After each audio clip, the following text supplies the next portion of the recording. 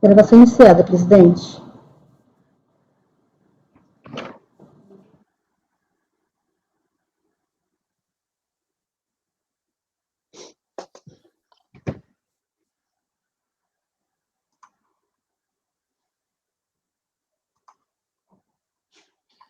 Senhores, bom dia. Vamos iniciar a nossa reunião de julgamento de abril de 2021, reunião da primeira turma ordinária da segunda Câmara, da segunda sessão de julgamento do Conselho Administrativo de Recursos Fiscais, turma integrada pelos conselheiros, todos os seus conselheiros titulares, que nominam agora, e exatamente na ordem de votação, o conselheiro Daniel Melo, o conselheiro Douglas Cacaso, o conselheiro Francisco Nogueira Guarita, conselheiro Sávio Salomão, conselheira Débora Fófano, conselheiro Fernando Gomes Favacho, conselheiro Rodrigo Monteiro Amorim e eu, Carlos Alberto. Nós estamos contando aqui com o nosso recém-designado conselheiro Fernando Favacho, a quem eu dou as boas-vindas. Desejo boa sorte aí na nova empreitada e reafirmo aqui que já falei isso pessoalmente com ele, que estou certo que vai tirar de letra aqui o nosso trabalho e veio com certeza para integrar aqui a melhor turma do Conselho Administrativo de Recursos Fiscais. Falo isso e sempre falo isso para os colegas. Seja bem-vindo, conselheiro Fernando. Obrigado. Senhores, nós não temos nenhuma sustentação oral para esta manhã. Nós tivemos alguns processos que retornaram por conta da alteração do limite de alçada para julgamento em sessão virtual. Alguns processos que haviam sido indicados por nós anteriormente acabaram sendo reinseridos na pauta por conta desse novo limite. Mas, assim, basicamente, quase que todos foram retirados de pauta a pedido do contribuinte ou da própria Procuradoria da Fazenda. Eu lamento, assim, que esteja desse jeito, porque o contribuinte pede a retirada de pauta, a Fazenda pede a retirada de pauta, o sistema, a própria limitação, né, de valores para julgamento de sessão virtual, e isso eu acho que, né, não vamos botar assim, nessa briga aí entre pauta e não pauta, pede para retirar, eu acho que o maior prejudicado é o conselheiro, porque o conselheiro precisa trabalhar um processo, aí indica para a pauta, aí tira, não entra por causa de valor. Aí vai entrar daqui a 6 meses, 1 ano. O conselheiro precisa ver o que está acontecendo. Aí vai lá e vê o que está acontecendo, relembra, vê se mudou alguma coisa, perde tempo. Aí daqui a pouco vem alguém e tira de novo. Aí daqui a pouco é complicado, é bem difícil. E eu senti isso esse mês, porque os meus processos foram inseridos na pauta, eram processos grandes, e processos que eu já tinha pautado há 1 ano atrás. Eu tive que relembrar a história toda, destacar alguma coisa e tal, para tentar facilitar o nosso trabalho aqui, em particular por conta da participação de um conselheiro recém-designado, que é o conselheiro Fernando, a quem, naturalmente, por conta de estar iniciando, a gente acaba precisando ir um pouco mais devagar com os nossos votos e tal, até para ele começar a se ambientar com o entendimento já dos membros da turma. Mas, de todo modo, foi um esforço em vão e vai ficar aguardando agora para eu despender mais tempo para julgar esse processo mais na frente. É de se lamentar. Mas é a regra que está posta, não é isso? Então, alguns processos a gente tinha até indicação de sustentação oral aqui, ou participação do contribuinte, mas os processos acabaram sendo retirados de pauta e, por conta disso, não teremos participação externa nesta manhã. O primeiro processo da pauta seria o processo do contribuinte Todex do Brasil Comercial, um processo de minha relatoria, que foi retirado de pauta por solicitação do patrão do contribuinte. Então, vai ficar registrado na ata que o processo foi retirado de pauta a pedido do contribuinte.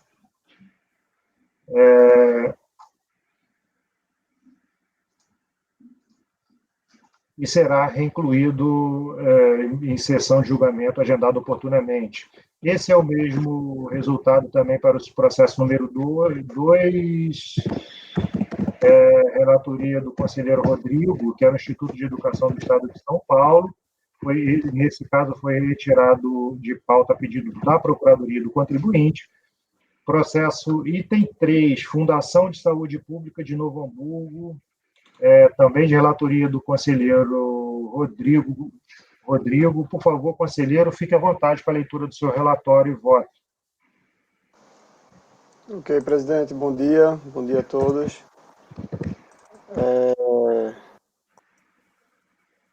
Eu vou começar aqui o item 3. Presidente, acho que não vai demandar maiores,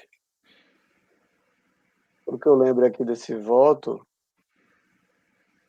não vai demandar maior debate, mas eu, de toda forma, vou ler daquela forma, né, sempre lendo os pontos principais aqui, marcados e destacados no voto, né? Esse é um recurso voluntário contra a decisão da DRJ em Belém, que julgou procedente o lançamento de contribuições devidas à Seguridade Social. E patronais, Gilhat e acredito que terceiros também, não lembro, mas o valor total do crédito tributário foi 31 milhões, já incluso juros de mora e multa de ofício.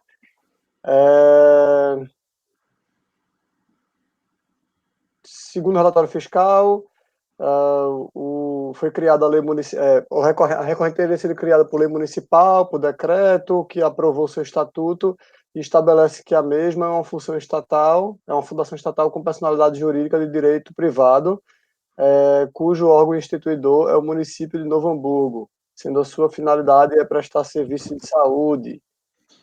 Apesar da contribuinte ter se apresentado como entidade filantrópica com isenção, a fiscalização verificou que a recorrente não era possuidora do SEBAS, no período de julho de 2011 a novembro de 2012, tendo em vista que a entidade protocolou o pedido de concessão originária do SEBAS apenas em 23 de novembro de 2012. Aí é que está toda a questão, presidente. A questão toda envolve aí. O pedido dela de protocolar o SEBAS foi a partir de novembro de 2012. Esse pedido foi deferido depois, tal, até a autoridade fiscal relata aqui, dizendo isso foi deferido lá em 2016, lá para frente. Só que ele diz, mesmo se eu considerar que for da data do protocolo, novembro de 2012, a isenção, até essa data ela não tinha SEBAS. Então, efetuou o lançamento. De julho de 2011, que é até onde atingia a decadência, até novembro de 2012. Então, toda a discussão vai estar envolvendo nisso. Ela diz que mesmo se não, que o SEBAS entra naquela discussão, né, de que é só uma mera formalidade. Enfim, eu até grifei aqui em azul da impugnação, que é o principal ponto, né? O legislador acrescentou um requisito formal àqueles necessários para o reconhecimento da imunidade, que é o requisito material. E uma vez que comprovou o cumprimento dos requisitos materiais para o gozo da imunidade, o fato de não dispor de SEBAS nos anos 2011 e 2012 não impede fazer jus à imunidade. Bem, para adiantar aqui logo o meu voto, né, nós já tivemos matérias aqui tratando sobre isso, até trazendo aqui para Fernando, que também é novo na turma, o entendimento de que o SEBAS... Assim, eu inicio o voto tratando da questão da decisão do STF, que eu acredito que não pode se aplicar, pois não transitou em julgado. Nós não podemos, como diz nosso regimento aqui, nós aplicamos decisão definitiva quando trata de inconstitucionalidade de matérias e normas, e o caso do STF não transitou em julgado, então, no meu entendimento, não pode ser aplicado. Mas mesmo se pudesse ser aplicado, a decisão do STF fala que o SEBAS é constitucional, a exigência do SEBAS. Eu acho que ali, e até trazendo até para Sávio também, porque eu sei que Sávio tem um entendimento diferente disso, como a gente vê debate com outros conselheiros, dizendo que se os fatos que ensejaram a perda da isenção foram o descumprimento de dispositivos legais, mas que depois, ao longo do processo, né, do procedimento fiscal ficar observado que ela cumpriu sim os requisitos da lei complementar, que no caso do CTN é como é o voto do Sávio, né? Diz que tudo ok, pode seguir e tal, que o SEBAS só seria apenas uma mera formalidade realmente aí. Só que nesse caso é diferente desses, porque aqui ela fez o protocolo da isenção em novembro de 2012 e está sendo feito o lançamento até novembro de 2012. Ou seja, antes disso, nem protocolo de SEBAS ela tinha. Então, acho que o caso é um pouco diferente aqui do que o Sávio costuma verificar, que não é uma perda da imunidade da isenção num período onde há o SEBAS, mas sim uma verificação de que até aquele momento não houve sequer pedido de isenção.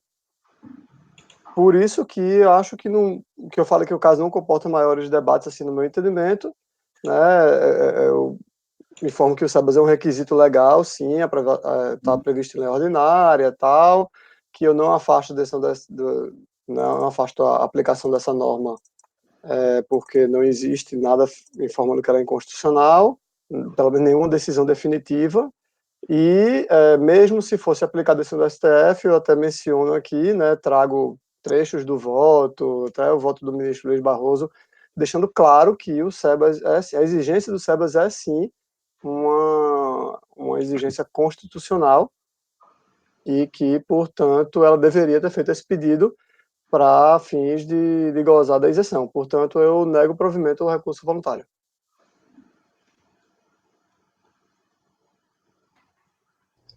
Senhores, considerações?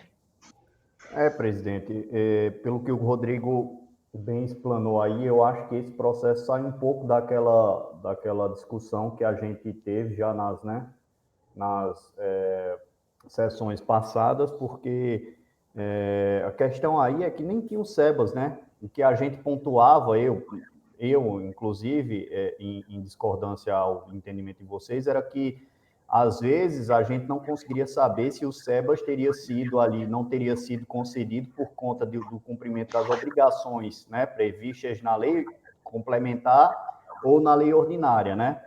Então, se a gente fosse por aí, realmente, aí a gente teria a discussão que a gente teve nas sessões passadas, mas não é o caso, né? Nem tinha o SEBAS, então é isso mesmo. Eu vou... Rodrigo já deu o voto dele, já, né, pela negativa. Já sim, isso. Então, antecipando até meu voto aqui, presidente, eu também concordo com o relator nesse ponto. Ok, conselheiro Sávio. Senhores, mais alguém quer fazer alguma consideração, alguma ponderação? Não está fugindo muito do que a gente já tinha discutido aqui para alinhar com o Fernando. Embora, Fernando, há já um posicionamento do próprio Supremo Tribunal Federal apontando que os requisitos para a fruição, né, da imunidade das entidades filantrópicas deveriam ser estabelecidos por lei complementar, já que eles estão ainda estabelecidos em lei ordinária. Então, essa é a discussão que se trava no STJ, no STF, e aparentemente o STF está caminhando nesse sentido, e está o processo ainda está tramitando, que teve uma decisão entendendo que só por lei complementar, depois veio outra falando assim, olha, é por lei complementar, mas pode ser por lei ordinária se não estabelecer lá requisitos, né, propriamente ditos e tal. Então, tem até acho que até o Rodrigo coloca aqui. Eu cito, sim. Aspectos procedimentais da imunidade pode ser previsto em lei ordinária, enfim. E aí, a gente está diante da seguinte situação, a turma está diante da seguinte situação, o STF está falando assim, olha, e aí foi entendimento original, né, para os requisitos para a fruição da imunidade só podem ser estabelecidos por lei complementar, isso não tem posição definitiva ainda, então acabou que por conta de tudo isso, uma questão até de segurança, até para o interesse público, a gente vem adotando esse entendimento de que, olha, eu acho que como não tem posição definitiva ainda, mesmo que fosse os requisitos lá, a gente está mantendo a exigência nos termos da lei, porque o CAF, eu não posso, como não tem decisão definitiva, o CAF não pode chegar lá e falar assim, isso é inconstitucional.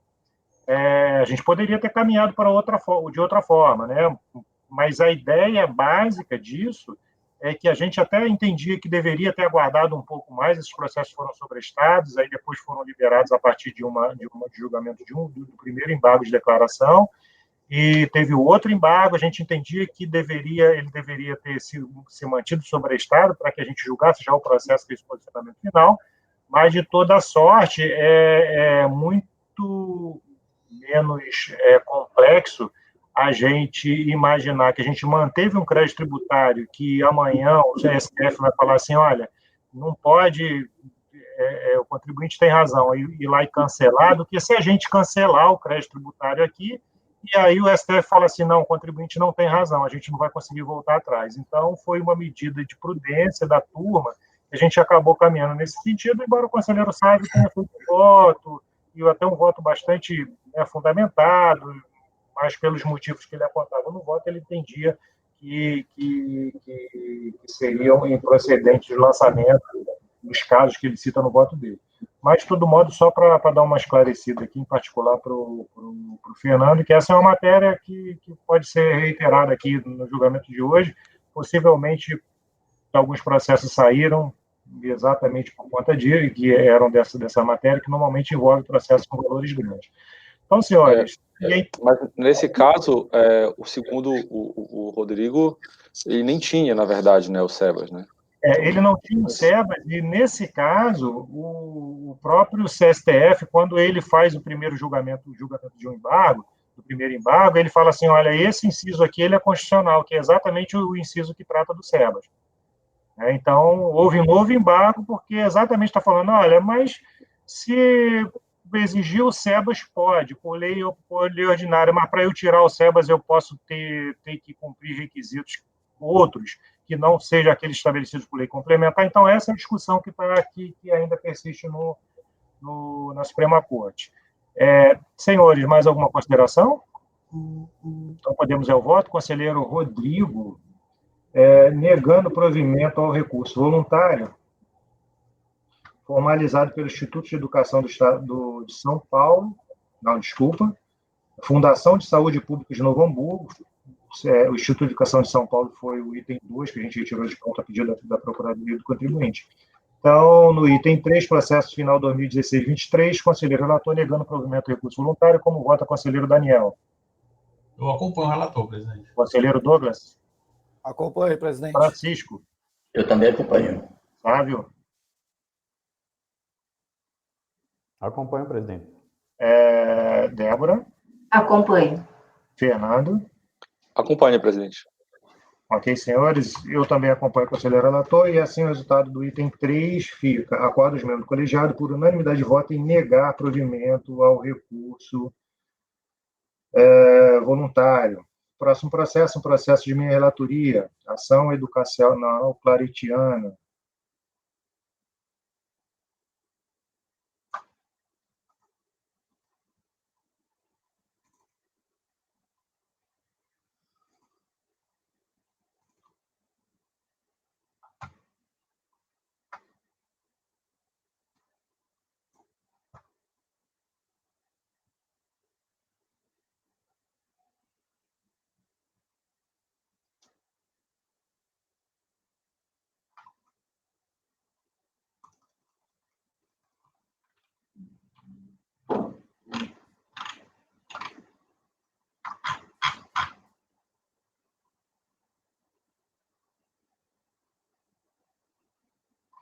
Senhores, basicamente,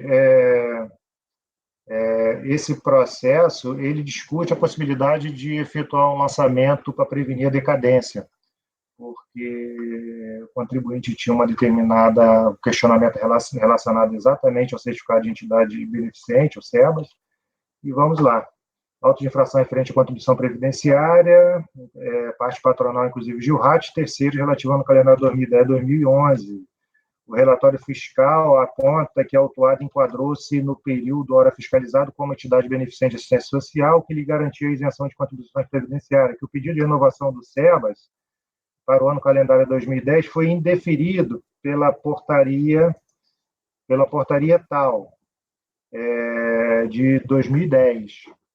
emitida pela Secretaria de Educação Superior do Ministério da Educação, que a interessada recorreu do indeferimento, recurso que conta com efeito suspensivo, conforme disposto na lei tal, objetivando prevenir a decadência do crédito tributário, caso o recurso do contribuinte fosse indeferido, efetuou-se o lançamento das contribuições não recolhidas no período de janeiro de 2010 a dezembro de 2011, ou seja, 10 e 11.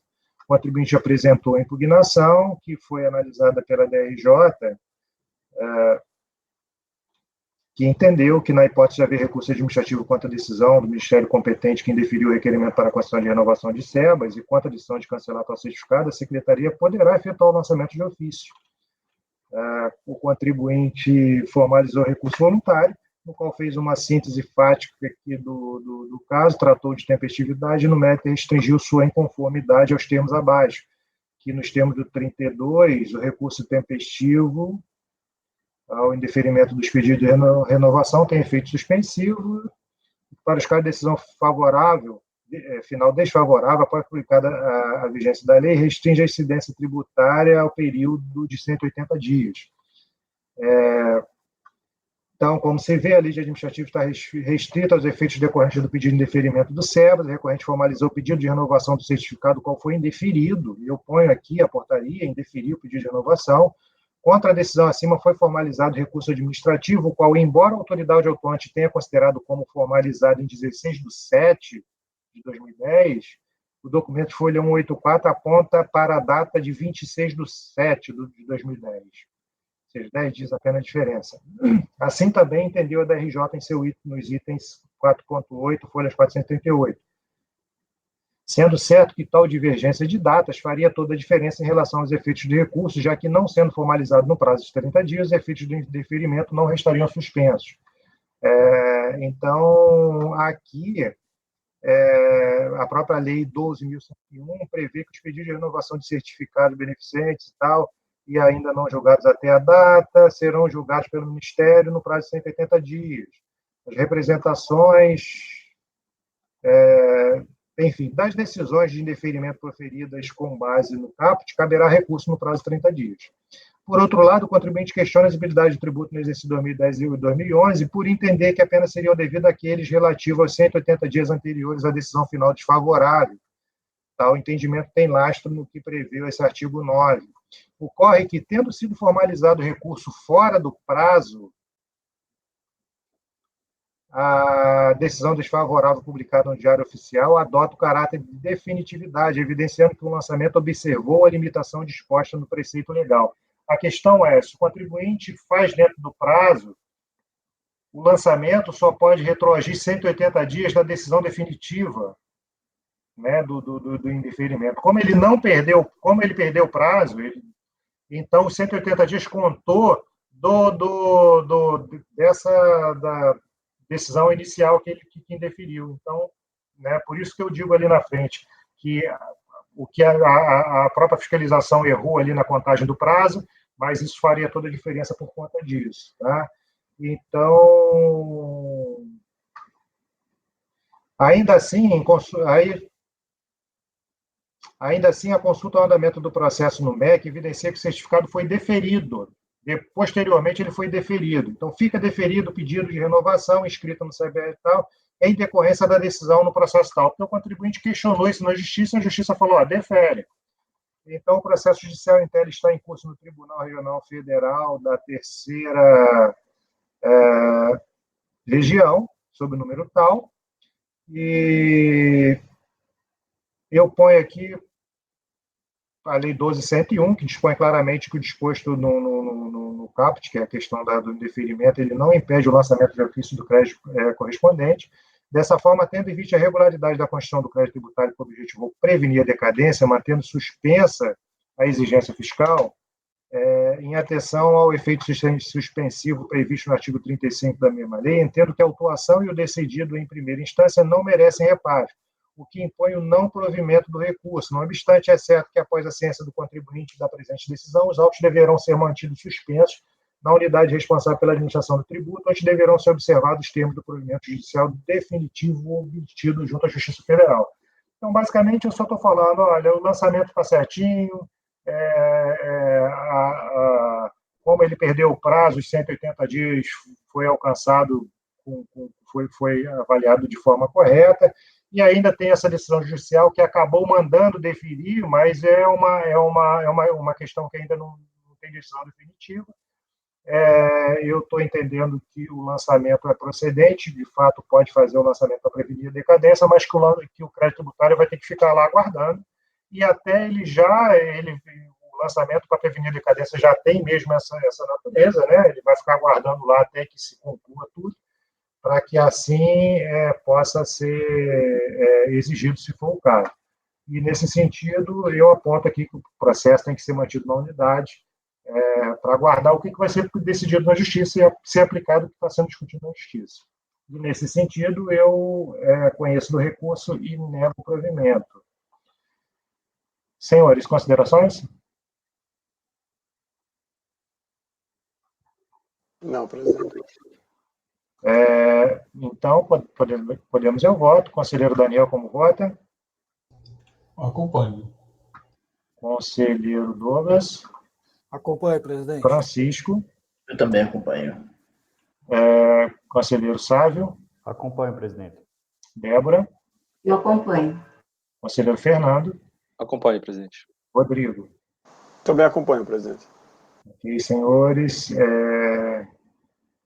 Eu acabei não destacando no final, mas a pauta anotada que todos os senhores receberam aponta aí a apresentação de memoriais do contribuinte, e que, até pela natureza do próprio instrumento, eu não inova em nada, mas apenas clareia algumas questões, algumas razões da defesa. E, nesse sentido, senhores, após o membro colegiado, por unanimidade de votos, em negar provimento ao recurso voluntário no item 4 da ação educacional claretiana.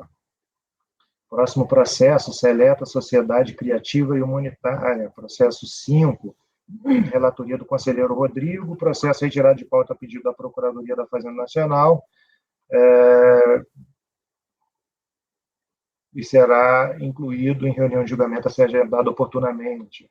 Processo 6, também do conselheiro Rodrigo, Sociedade Paulista, processo retirado de pauta também a pedido da Procuradoria, nos mesmos termos do anterior, o que ocorre também com o processo 7 e 8, que eram processos do Banco Bradesco, BBI, SA, processo de minha relatoria, e que também foram retirados de pauta a pedido da Procuradoria da Fazenda e serão incluídos oportunamente em reunião de julgamento presencial.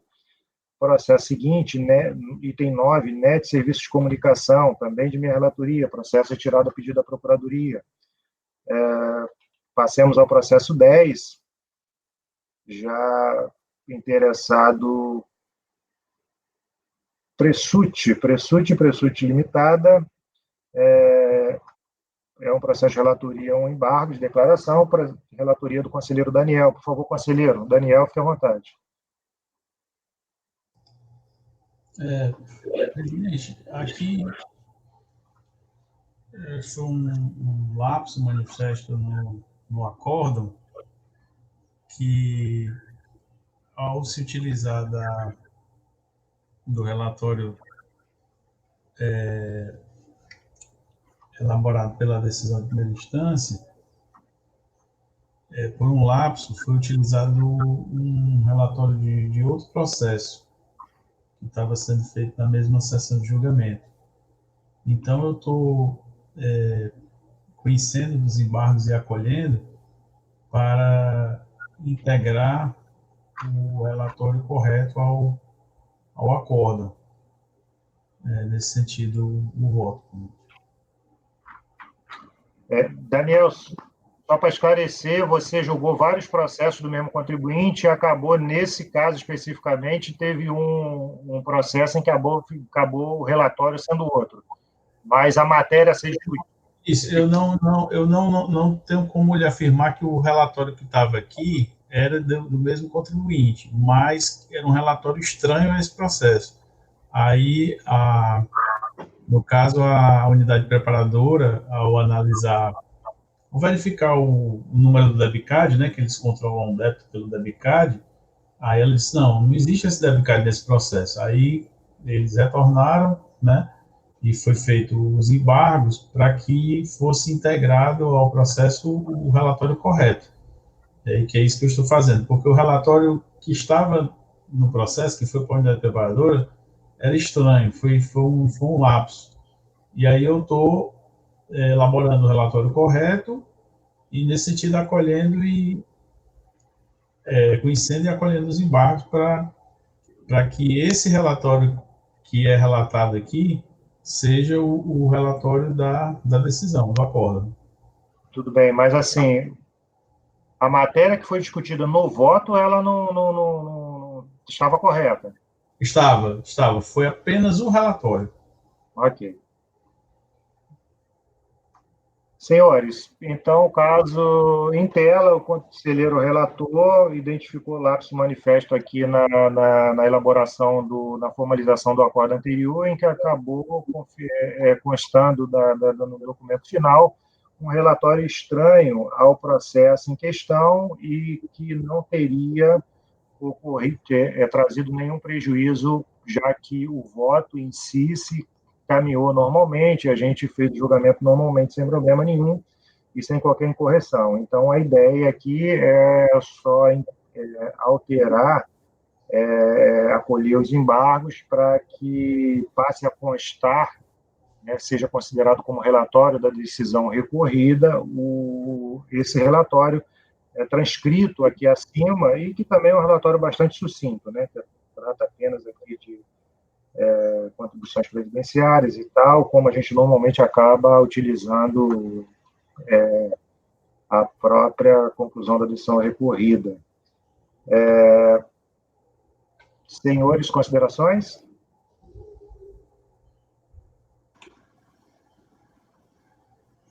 Então, como vota, conselheiro Douglas? Acompanho, presidente. Conselheiro Francisco? Eu também acompanho. Flávio? Acompanho, presidente. Débora? Acompanho. Fernando? Acompanhe, presidente. Rodrigo? Também acompanho, presidente. Ok. Daniel, precisa saber de quando foi esse acordo embargado, por favor?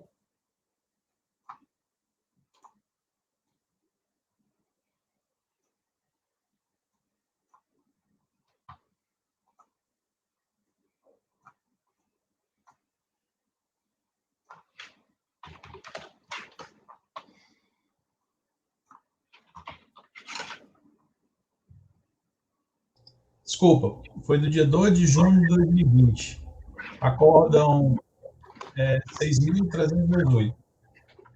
Tá, 6.318, de 2 de junho de 2020.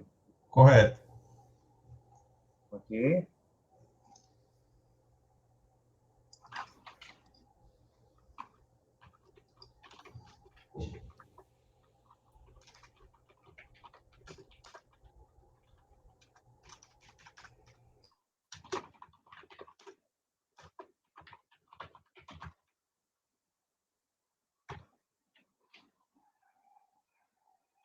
Então, ficaria assim, senhores, acordo aos membros do colegiado, por unanimidade de votos, em conhecer e acolher os embargos formalizados em face do Acórdão 2201.006.318, de 2 de junho de 2020, para, sem efeitos infringentes, sanar o vício apontado, reeditando o relatório da decisão originária.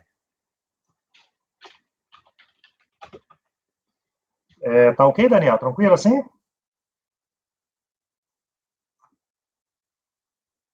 Tá ok.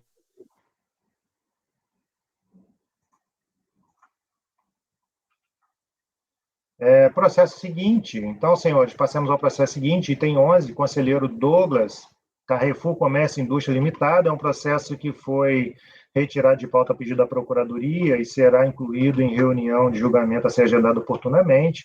A partir daí, passamos ao 12, processo 12, final 2009-78, processo de relatoria do conselheiro Sávio, Ângela Rezende Garcia Ferraz, processo para o qual foram apresentados memoriais, disponíveis aí a informação e o próprio documento no local próprio. Essa mesma contribuinte é titular do processo 13, 14, 15... 15, 16, 17, até o 21. São vários processos da mesma contribuinte. Conselheiro Sávio, por favor, fique à vontade. Esses processos eles têm a mesma conclusão, Sávio? São processos semelhantes? Presidente, como a gente tem costumado fazer aqui, eu entendo por julgar em bloco, porque como o senhor bem se atentou aí, são processos que têm por objeto a mesma discussão, os mesmos argumentos. O que é que vai mudar? São 10 processos, tá?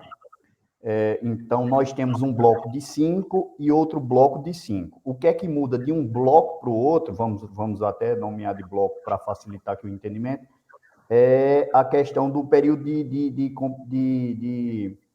o período de autuação aqui. O primeiro bloco diz respeito ao período de 1 de 2005 a 10 de 2005 e o segundo bloco diz respeito ao período de 1 de 2004 a 12 de 2004. Então, a mudança dos dois são 5 primeiros e os outros 5 últimos, tá? A mudança de um bloco para o outro é apenas essa, tá? Aí a gente entra no bloco, em um bloco. Esse primeiro aqui, que final do processo 2009-78, é o item 12 da pauta, né? Eu vou taxar como sendo bloco 1, tá? São os processos idênticos, tá? Esse item 12, ele diz respeito ao quê? Cobrança do principal, patronal e GILRAT. O processo de final 2009-34, CFL 59. O 2009-89, contribuição dos segurados. O 2009-23, CFL 68. E o 2009-91, contribuição para terceiros. Tá? Então, esse primeiro bloco, as alegações são as mesmas, até porque a discussão é as mesmas, e esses dois processos que têm por objeto obrigações acessórias, as obrigações são aquelas reflexas, tá?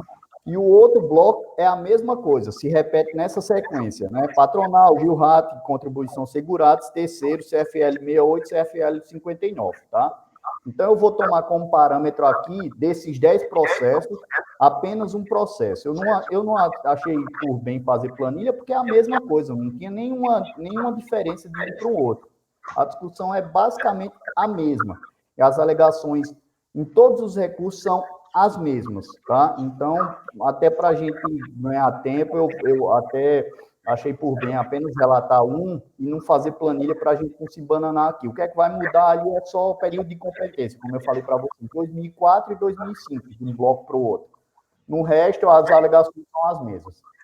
Mas, começando aqui, presidente, o voto não, vou até relatar um pouco para vocês aqui. Esse processo em específico, o final do processo 2009-78, tem por objeto crédito tributário de contribuições previdenciárias, cota patronal e GILRAT, tá? Relativas, como eu falei para vocês, às competências de 01 de 2005 a 10 de 2005. E aí, o auto de infração foi lavrado por quais motivos? Eu vou ler só essas partes aqui também, até para o conselheiro. Eu acho que a gente já julgou aqui processo de relatoria do conselheiro Marcelo, mas até em respeito aqui ao colega Fernando, para ele se inteirando também, não sei se ele tem, né, a respeito da matéria e tal, mas é uma matéria que não demanda maiores complexidades, mas eu vou ler um pouquinho aqui do relatório, tá? Quais foram os motivos que ensejaram a lavratura do auto? O titular do cartório, de acordo com o artigo 15, parágrafo único da Lei 8.212/91, é equiparado à empresa em relação ao segurado que lhe presta serviço e, como tal, está obrigado a recolher as contribuições devidas à seguridade sobre a remuneração paga devida ou creditada aos seus empregados. Apuramos que no cartório trabalhavam funcionários contratados pela titular por meio de designação, através do regime trabalhista estatutário e que não havia em folha desconto a título de previdência. Esta designação não lhes conferiu a situação de servidores do Estado, já que sempre foram remunerados pelo cartório, através do seu titular e nunca pelos cofres públicos. Mediante o exposto, concluímos que os funcionários estatutários, uma vez que não são detentores de cargos efetivos no Estado e nem vão amparados por regime próprio de previdência social, vinculam-se ao regime geral de previdência social, sendo devida contribuição para o INSS. Então, em resumo, presidente, a discussão diz respeito ao quê aqui? O salário que é pago ali aos escreventes e auxiliares de cartório, né? E a jurisprudência do CARF é toda no sentido de que realmente essas pessoas devem vincular-se ao regime geral. Tá? Eu vou passando para o voto, a impugnação foi juntada aqui às folhas 147 e 157, o acórdão encontra-se as folhas 266, 276, tá? Como vocês podem ver aqui a discussão, escreventes e auxiliares de serviços notoriais, vinculação previdência, RGPS e tal.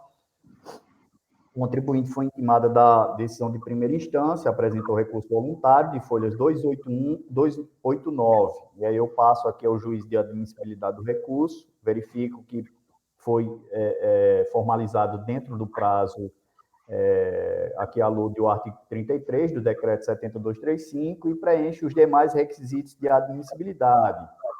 Por isso mesmo eu passo a conhecê-lo e passo a apreciá-lo em suas alegações, né?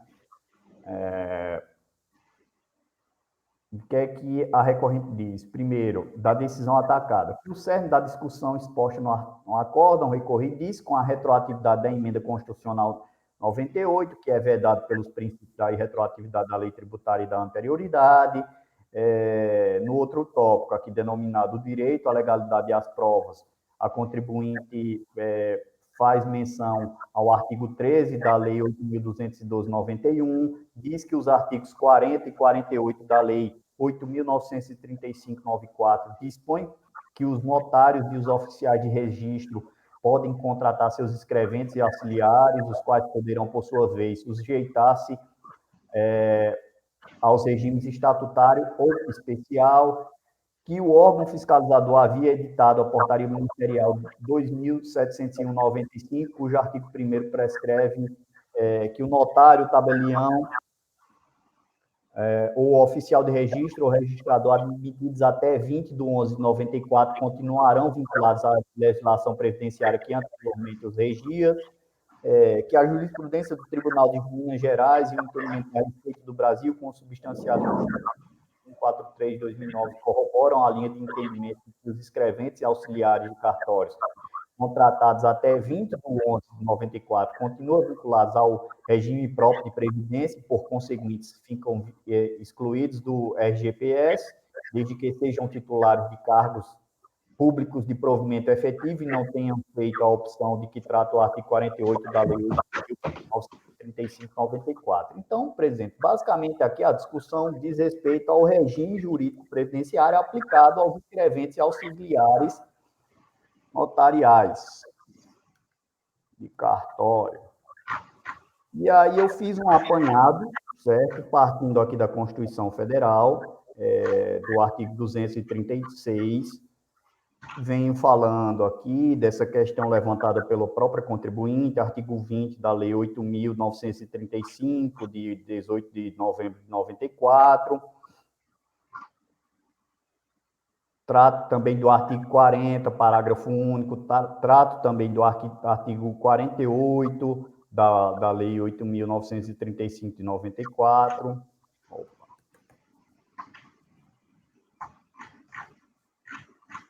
Venho fazendo um apanhado legislativo aqui, presidente, e aí venho falando da própria portaria que foi editada pelo Ministério da Previdência Social, que tinha essa discussão de que, a partir de 21 de novembro de 94, os escreventes e auxiliares contratados por titulares de serviços notariais e de registro seriam admitidos na qualidade de empregados, vinculados obrigatoriamente ao regime geral de previdência social. Enfim, venham fazendo um apanhado no sentido de aclarar aqui, explanar que houve, de fato, uma discussão a respeito do período de admissão. Então, se o empregado era admitido antes de 94, não fazia a opção pela mudança do regime, tal, poderia estar vinculado ao regime próprio, tá?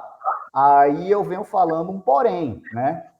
Faço todo esse apanhado para dizer o quê? O fato é que, a partir do advento da emenda constitucional número 20 de 98, o regramento do sistema de previdência social, previsto no plano constitucional, já havia sido alterado, de modo que, a partir de então, a Constituição já dispunha que os regimes próprios de previdência social estariam assegurados apenas aos servidores públicos titulares de cargos de provimento efetivo, podendo-se observar, pois, que esse entendimento também restou mantido pela Emenda Constitucional 41 de 2003. Em outras palavras, observe-se que, a partir da promulgação da Emenda Constitucional 20 de 98, os regimes próprios da Previdência Social já haviam sido assegurados exclusivamente aos servidores públicos titulares de cargos efetivos da União, dos Estados, do DF e dos municípios, incluindo aí suas autarquias e fundações. Aí trato aqui, né, faço a transcrição do artigo 40,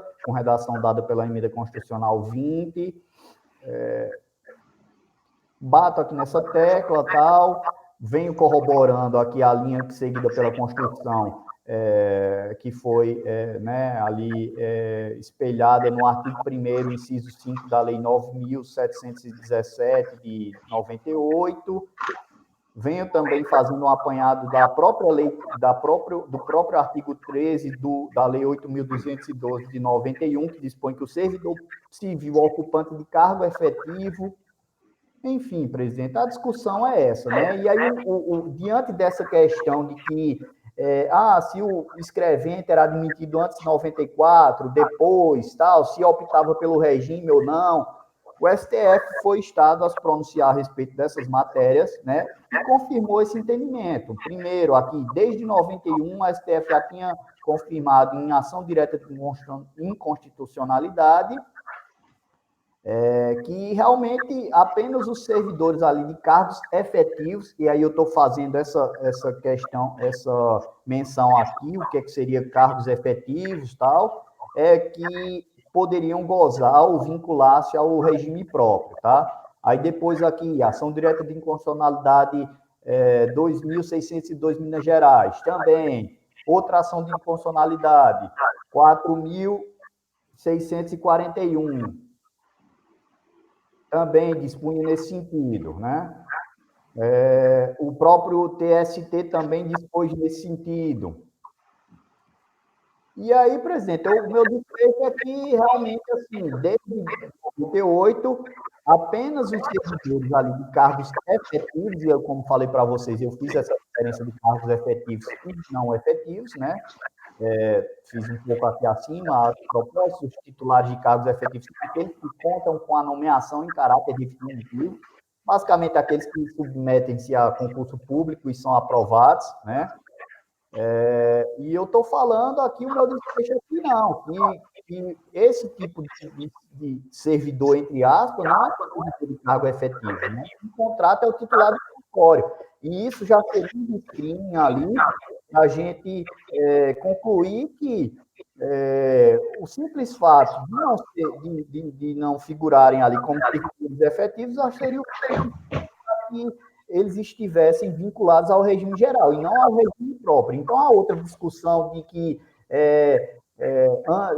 foram admitidos antes de 94, optaram por um regime, por não mudar o regime, enfim, eu acho que torna um pouco obsoleto, né? Então, eu foquei nessa questão de cargo efetivo, concluí aqui que não se trata de figuras que exercem cargo efetivo e, no final das contas, neguei provimento ao recurso. Tá? Então, esse resultado se espelha em todos os demais, né? Porque, como eu falei para vocês anteriormente, a discussão é a mesma, as alegações são as mesmas, o que o contribuinte levanta aqui é que tenta sustentar essa discussão de que eram admitidos antes de 94, tal. O próprio contribuinte levanta aqui uma instrução normativa, ou uma solução de consulta que dispõe esse sentido que eu estou seguindo. Aí eu vejo aqui no final, junto jurisprudência do CARF. Então, meu voto é nesse sentido, presidente, negar provimento ao recurso, porque realmente esse tipo de pessoa não exerce cargo efetivo. Ok, conselheiro, é uma matéria que já foi realmente discutida na turma, E eu agradeço aí a preocupação com o conselheiro Fernando, que acaba de ingressar no nosso colegiado, e sempre bem detalhadas as suas considerações. Eu acho que o finalzinho e com as decisões judiciais relacionadas, acho que espanca qualquer dúvida sobre a matéria, no meu entendimento. E eu até questionaria se por um acaso a gente os considerasse os titulares de tabeliões como se pleiteia aqui como servidor público, como é que ficaria aí a devolução dos valores recebidos acima do teto, né? Só um detalhe, né? Que aí, enfim, tudo tem seu ônus e tem seu bônus, né? E o bônus, nesse caso, é a liberdade aí relativa à remuneração que não está sujeita a teto constitucional, como é bem conhecido por todos. Senhores, considerações? Ok, senhores. Então, conselheiro Sávio, negando o provimento pelas razões que acaba de enumerar, são os processos, aos recursos formalizados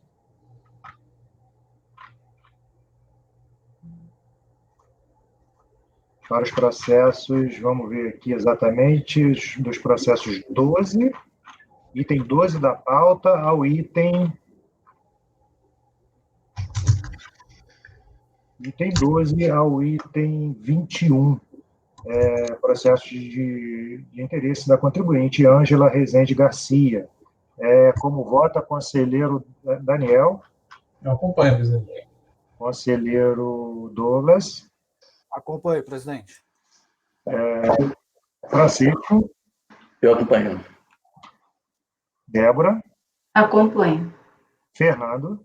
Acompanho, presidente. Rodrigo? Também acompanho, presidente. Ok, senhores, eu também acompanho o conselheiro relator e, assim, para esses processos, o resultado fica acordo dos membros do colegiado, por unanimidade de votos, em negar provimento ao recurso voluntário, ressaltando que o resultado é o mesmo, já que são processos que tratam da mesma matéria e diferenciando-se aí entre si apenas pelos períodos período de apuração.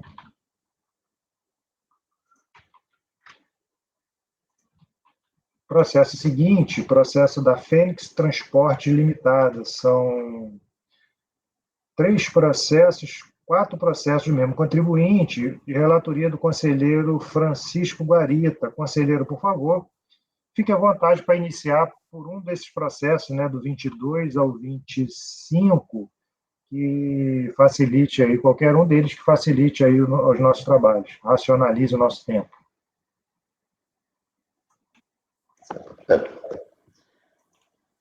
Eu acho ideal começar pelo item número 24. Fique à vontade. Esse processo trata de contribuições sociais destinadas à Seguridade Social. Trata do auto de infração de obrigação principal, de número 37.259.759.29, no valor de R$ 116.809,91, referente à diferença de contribuições sociais previdenciárias da empresa e para o RAT incidente sobre o pagamento feito aos empregados de contribuições individuais não recolhidas à Previdência Social, não declaradas em REFIP, apuradas com base no fato gerador da folha de pagamentos do salário desse segurado, no período de 1 de 8 de 2007 a 31 de 10 de 2008, e também de 1 de 12 de 2008 a 31 de 7 de 2009, e de 1 de 9 de 2009 a 31 de 2 de 2009. O termo de encerramento fiscal está em folha 41, onde conta a emissão de 6 lançamentos fiscais. O auto de infração número 30, terminação 599, 591.7, 75599, 8598, 592.5 e 8580.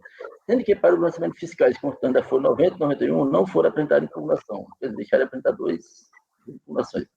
Após a ciência do termo de procedimento fiscal, foram enviados pela autuada via o Conectividade Social, a IGFIPs, do referido período, e que não produz efeito tributário pela espontaneidade, nem afasta a aplicação da penalidade pelo cumprimento da obrigação acessória. ensejando a representação fiscal para fim penal e emissão do auto-infração para poder descumprimento da obrigação acessória. Para as infrações com fatos geradores anterior a 4/12/2008, data da MP 449, a multa aplicada obedeceu ao princípio da retroatividade benigna. Então, as alíquotas aplicadas são de 20% para a contribuição patronal da empresa e 3% para o RAT. Além desta infração, foram constituídos também os demais autos, o P99, o P97, certo? Bem. Certo, bem. O órgão garoto de militância decidiu que não assiste razão a contribuinte de acordo com a seguinte emenda. Audifração, remuneração de segurados empregados e contribuintes individuais, contribuições da empresa e para o RAD, impugnação tempestiva e procedente. Quer dizer, na verdade, a contribuinte, no seu recurso, na impugnação, em todos os 4 recursos, ele foi bem genérico, tanto na impugnação quanto no recurso voluntário, e nem apresentou novas razões.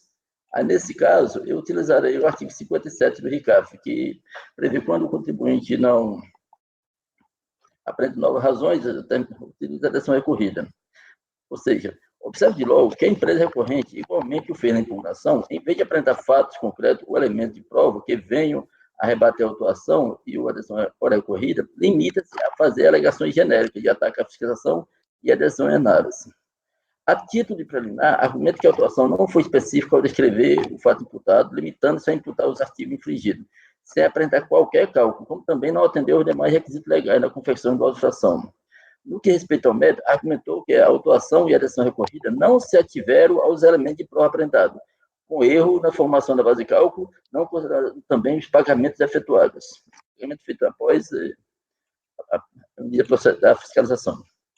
Com base em tais alegações, a empresa recorrente requer o recebimento do recurso em ser provido, com cancelamento da autuação, protestando pela produção de todo meio de prova.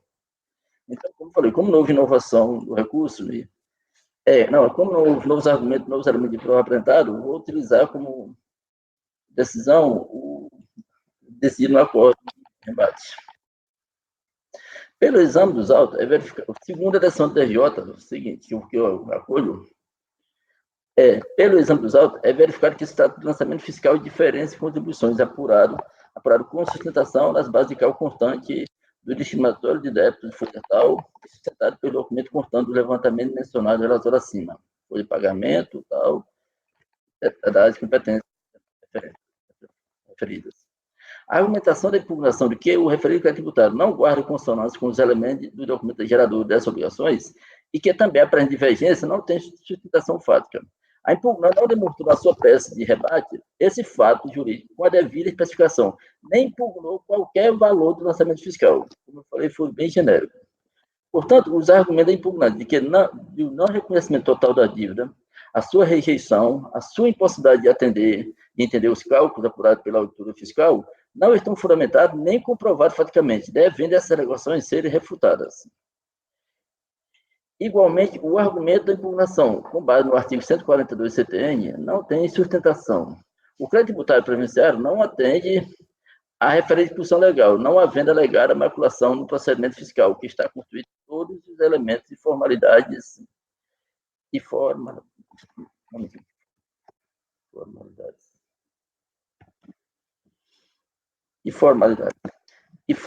necessárias à regulação. O argumento do confisco é inaugurado no que se refere à aplicação da multa sobre as contribuições previdenciárias não recolhidas. Isso já é pacífico nossa turma, sobre o confisco. Também o pedido de produção de todas as provas não tem como se vingar. Portanto, o prazo... Quer dizer, se o auto-infração está com todas as provas necessárias à autuação e também ao julgador na sua decisão, não tem por que solicitar novas provas, produção de provas. Portanto, considero não formulado e indefiro o pedido de produção de todas as provas pretendidas na impugnação. Os documentos acortados à impugnação não interferem no mérito do lançamento fiscal.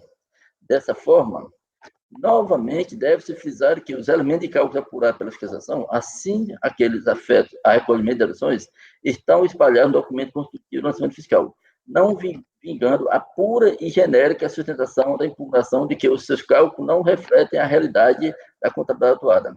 fato que a impugnação não desconstituiu, faticamente, em obediência ao princípio previsto no Código de Processo Civil, no que fala sobre o ônus da prova.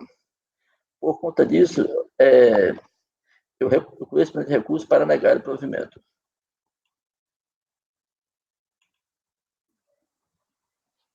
Senhores, considerações.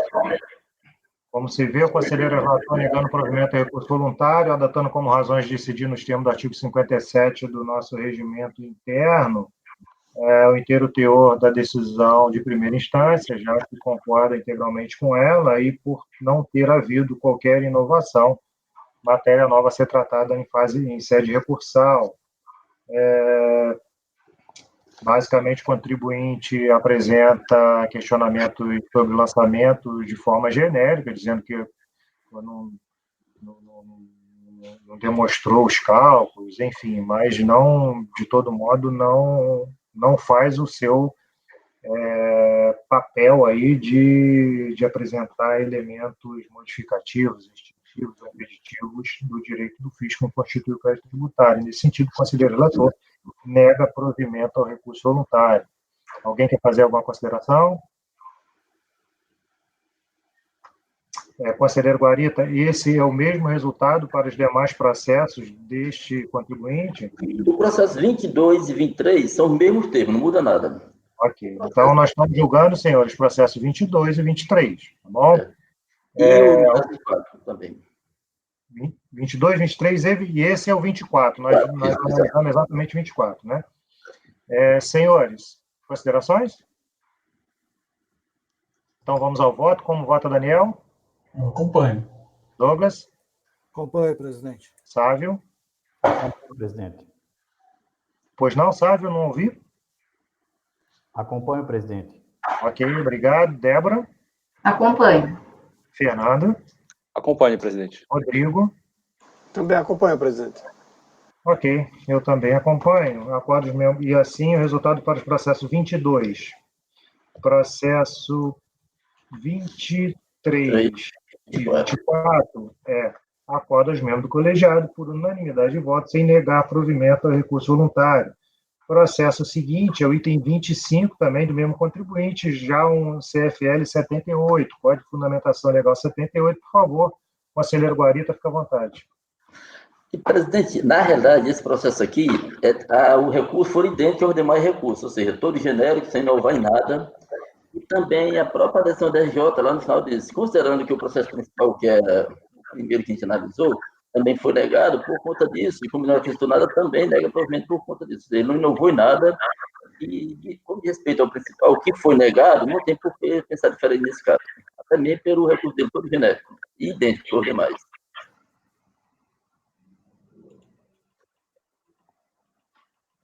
Então, esse é o CFL 68 ou é o 78, Guarita? 68 seria. 68? Sim, seria. Então, houve uma pequena falha aqui na identificação da matéria, Sim. que apontou o Código de Fundamentação 78. O Código 68, naturalmente, se não tiver questionamento, é uma exigência decorrente de obrigação acessória que está vinculada ao mérito que foi decidido no principal. Enquanto isso não trata de matéria diferente que não tem nada relacionado ao mérito, e a gente já mantém os outros lançamentos, com todo sentido a manutenção deste aqui também. Pois não, Marita? Tanto que lá no final da decisão da RJ, ele menciona o fato gerador da contribuição desta atuação de obrigação acessória consta também o grau de infração de obrigação principal, que tiver procedência conforme o processo que a gente analisou, contribuição patrimonial e tal, contribuição integral, que foram julgados procedendo nessa sessão de julgamento. Quer dizer, ele não faz nem menção que aos processos principais que foram procedentes, tanto por ele como pela nossa turma. Sim. Ok, senhores, considerações? Então, como vota, Daniel? Reflexo, né? Alguém falou alguma coisa aí, fora o Daniel? Eu falei, é mero reflexo, né, do Sim, que a gente mero tem reflexo. Daniel, como vota? Eu acompanho. Douglas? Acompanho, presidente. Sávio? Acompanho, presidente. Débora? Acompanho. Fernando? Acompanhe, presidente. Rodrigo? Também acompanho, presidente. Ok, senhores, então o processo 25, tal qual os demais, né, dos quais esse processo 25 ele é um reflexo, ele acorda os membros do colegiado, eu também acompanho com o conselheiro relator, acorda os membros do colegiado por unanimidade de votos em negar provimento ao recurso voluntário. Senhores, com isso encerramos os processos pautados para amanhã, deste dia 6 de abril, concluímos com alguma celeridade aqui o julgamento, basicamente por conta das retiradas de pauta dos processos mais complexos pautados para o dia, e ainda de que, no caso, tanto do conselheiro Guarita quanto do conselheiro Sábio, todos os processos do mesmo contribuinte em que se discutia o mesmo tema, e todos eles facilitam um pouco mais a nossa matéria. Então, agradeço aos senhores, e encerrada essa nossa sessão da manhã deste dia 6, eu solicito a senhora Val, que nos acompanha pelo CARF, que pare a gravação, por favor. Gravação encerrada, presidente.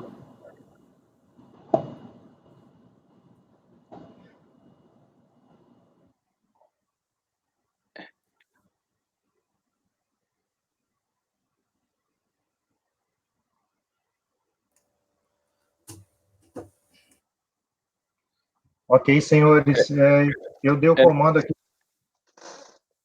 Não está mais gravando? Não, porque eu queria aproveitar para tirar uma dúvida, mas... Pois não, fica à vontade. Eu estou aqui, fui parar minha gravação e o sistema está aqui parando gravação e não parou até agora, eu não sei o que está acontecendo, mas a senhora Val já gravou direitinho lá e parou. Rodrigo, conseguiu parar aí, normal? Aqui. Consegui sim, parou normal. Aqui já parou. Por favor, conselheiro Fernando, fica à vontade. É o seguinte, eu notei que em alguns votos, alguns colocam na conclusão apenas nega o provimento parcial, mas outros fazem com um texto a mais, nega o provimento para que as contribuições previdenciárias não sejam... o que é mais recomendado, ou não tem uma recomendação específica para isso? O recomendado é que fique claro, porque às vezes essa conclusão, esse detalhamento, ele está um pouquinho acima para quem lá no final da conclusão fala assim, portanto, nega o provimento ao recurso. Eu normalmente coloco, pelas razões acima expostas, tal, voto por negar provimento ao recurso, mas eu expliquei acima por quê. Então, e às vezes alguém conclui no seu voto, ali depois do item conclusão, ele dá um pouquinho mais de detalhe. Não é que esteja certo nem que esteja errado, tá? As duas maneiras estão corretas, desde que tanto de um jeito ou de outro, o que está sendo decidido, o voto, né, a opinião do conselheiro relator, esteja expressa no documento. Pode ser, às vezes, um pouquinho antes, ver detalhe um pouquinho depois, enfim. E o importante é que ela esteja alinhada com a conclusão que eu coloco na ata. Porque quando eu coloco aqui, olha, negar provimento ao recurso, não dá para você concluir que deu provimento parcial. Se na hora de você formalizar o voto, eu dei provimento parcial, o Carlos anotou negar provimento ao recurso, aí a gente vai ter que corrigir essa ata e, às vezes, até embargar de acordo com a situação, tá bom? Isso é uma situação que pode ocorrer para frente e tal, mas não é nada de pânico, de erro, nada disso, tudo se resolve. A questão toda é sempre que eu anotar aqui, colocar, que ela tem que ficar compatível com a sua conclusão. Porque se não tiver, você fala, mas é isso e tal, porque eu posso não ter entendido adequadamente. Por isso que às vezes eu coloco, fiz com o Daniel, porque eu detalhei um pouquinho, não sei o que, agora vamos colher o embargo para conhecer e acolher para consignar o novo relatório e tal. Tá bom, Daniel? É isso mesmo? Então, exatamente para ele falar assim, faz sentido, é isso mesmo. Então, tranquilo, vamos embora. Não pode a conclusão da ata ficar diferente, mas a forma como você vai colocar lá embaixo, ela tem que estar compatível com o que foi registrado na ata, só isso. E às vezes a gente bota um pouquinho, e às vezes você vai mudar isso, você mesmo vai fazer de um jeito, de uma hora, e vai fazer de outro jeito em outra hora, entendeu? Então, a gente fica com essa flexibilidade aí para isso, tá bom? Obrigado. Eu mesmo, geralmente eu alongo um pouco mais nesse final, quando dar provimento parcial, né? Porque aí eu tenho que dar uma explicada o que é que está sendo mantido, o que é que foi excluído, tal. Mas geralmente quando eu negar provimento, é simplesmente negar provimento, ponto, né? Dar provimento geralmente também é dar provimento, ponto, só só quando eu faço algum tipo de ressalva também, no sentido, tipo, eu dou provimento, mas teve uma parte não impugnada aqui, né? Então tem que manter essa parte não impugnada, mas eu dou provimento ao que ele recorreu. Mas quando é geral, tipo, dar provimento para cancelar tudo, é mais simples, e também negar provimento também, mais simples. Agora, quando é provimento parcial, é que eu faço uma distinção um pouco maior. É basicamente isso que eu faço, assim, mas eu acho que cada um vai com, né, que tem sua mania, né? Fernando, tem algumas Obrigado. situações que a gente faz uma decisão qualquer por exemplo, você está acolhendo a dedução de uma despesa médica. Então, você pode, eu acolho, dou provimento parcial para acolher a decisão de despesa médica, aí você recalcula o tributo do contribuinte e fala assim, alterando a exigência de tanto para tanto. Tu pode fazer isso? Pode. Eu evito fazer esse tipo de coisa, porque numa dessas eu erro uma vírgula e o processo volta para mim à toa, né? Então, eu deixo que a unidade fale, resolva lá, fala assim, olha, eu dou provimento para estabelecer a título de despesa médica de dedução no valor de tanto, tá? Mas fica a seu critério. Eu normalmente oriento assim, olha, é melhor a gente ficar com o mínimo de detalhe possível para evitar a possibilidade de embargos de graça. Porque se eu falar assim, olha, restabelece a dedução de despesa médica de, sei lá, de R$10.000, isso vai ter o mesmo efeito do que se eu fizer esse cálculo. Esse cálculo que seria, se eu não colocasse na minha decisão, seria feito pela unidade, tá bom? E eu não sei se você já estava ambientado com essa ferramenta, né, com essa ferramenta utilizada pelo conselheiro Guarita, que é de utilizar a decisão recorrida como razão de decidir. Isso está previsto no regulamento, no nosso regimento e tal. É uma situação, né, que facilita até a vida do conselheiro, e aí mais limitada a situações em que o contribuinte basicamente repisa integralmente as questões que estão sendo discutidas, nem ataca a própria DRJ, mas apenas reitera os termos da impugnação. Então, isso é uma possibilidade. Só não sei se você já conhecia isso. Não, eu não conhecia, eu realmente vi o recurso e realmente não dizia nada, né? Eu vi aqui o recurso. Então é isso, senhores. Vamos, essas que são 9h19 agora, 9h20 por aí, que meu computador aqui, como sempre, com essa hora doida dele aqui. Vocês querem dar uma paradinha, 5 minutinhos para tomar um café? Sim, melhor. Então, senhores, vamos dar uma paradinha, 10 minutos, tá bom? Gente, só uma questão aqui. Diga, Douglas. Tem um processo para retificar a ata de...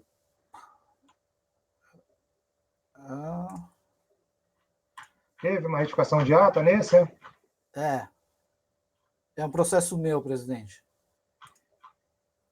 Deixa eu só ver aqui. Eu nem... tá bom. Processo final 2752. Eu faço essa retificação agora. Tá bom, Douglas? Esse caso era o quê, Douglas? Era a data só. Se quiser, eu posso até compartilhar uma tela aqui. Mas Não, mas depois a gente vê. Eu falo aí, você explica o que é, tá bom? Tá, tudo bem. Presidente, deixa eu só levantar outra questão também. Então, tá bom, senhor. Deixa eu só levantar uma questãozinha.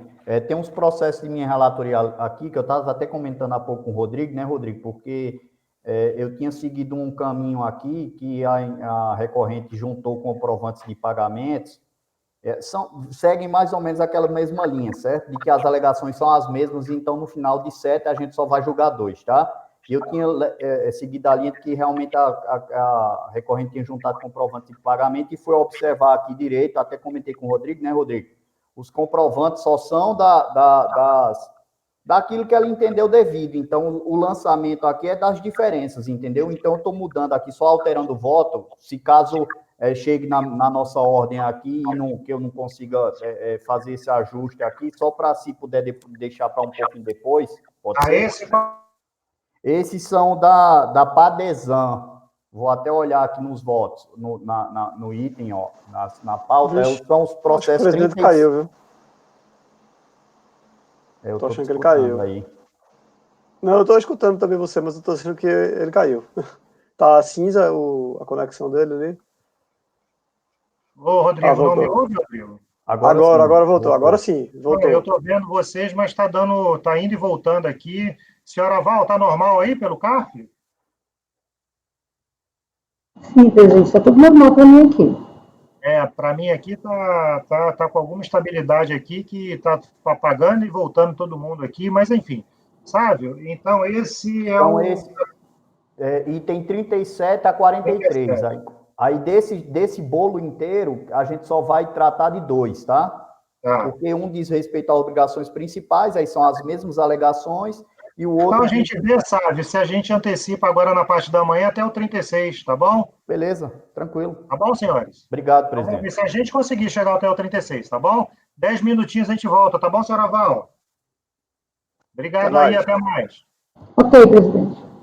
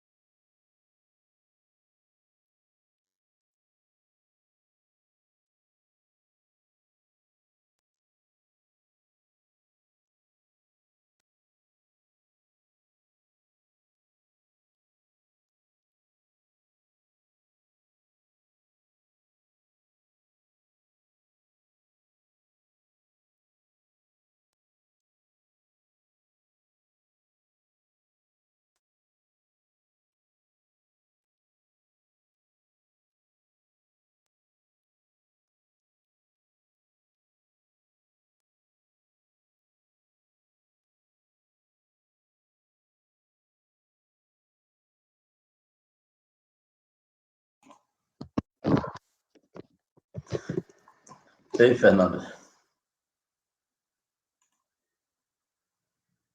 Presidente. Presidente, eu fiz de tudo. Beleza. Eu fiz de tudo, fica a transferência. Eu acho que a única forma que eu consigo fazer é mandar pedir paz, aquele negócio de processo.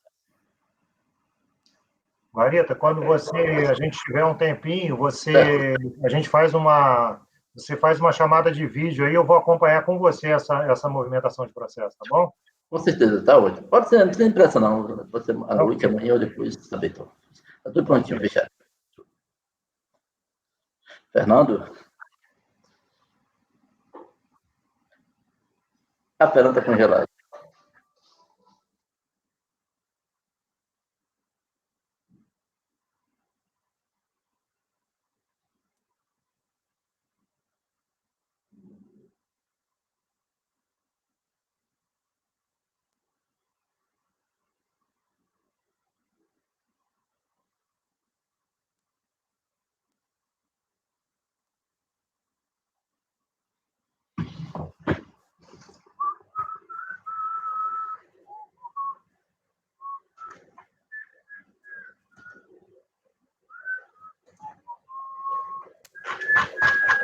Presidente, eu gostaria de pedir desculpas, porque eu indiquei a pauta aqui, né, e fugi um pouquinho da temática, que na realidade esses meus processos na sequência, eles seriam de entidade filantrópica, e então ficou um pouquinho fora de ordem. Me desculpa, porque me ative ao lançamento, e agora que eu estou vendo que daí fugiu um pouquinho, Não, tranquilo.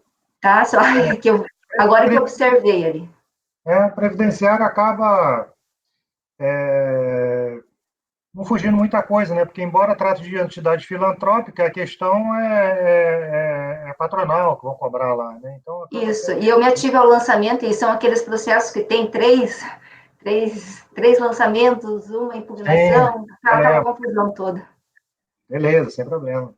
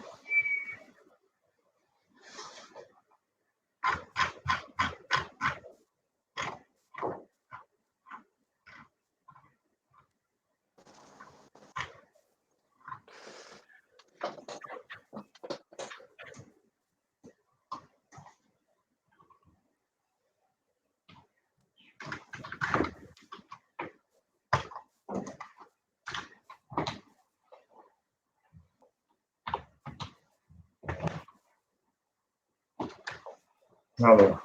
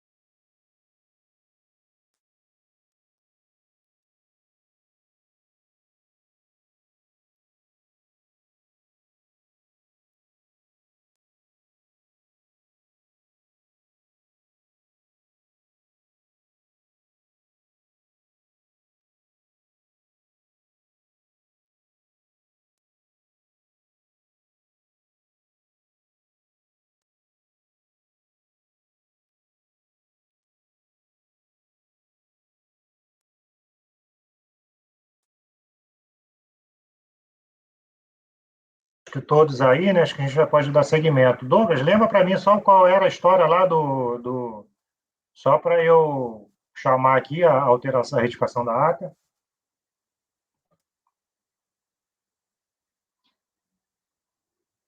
Tá sem som, Douglas. Quer que eu mande pelo chat aqui?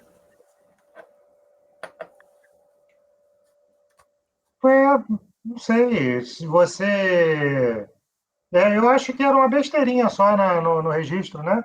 Sim, na verdade, a gente reconheceu a decadência, aí constou na ata para reconhecer o extinto débito lançado para a competência 11 de 2000, quando na realidade teria que ser para reconhecer extinto débito lançado até a competência 11 de 2000.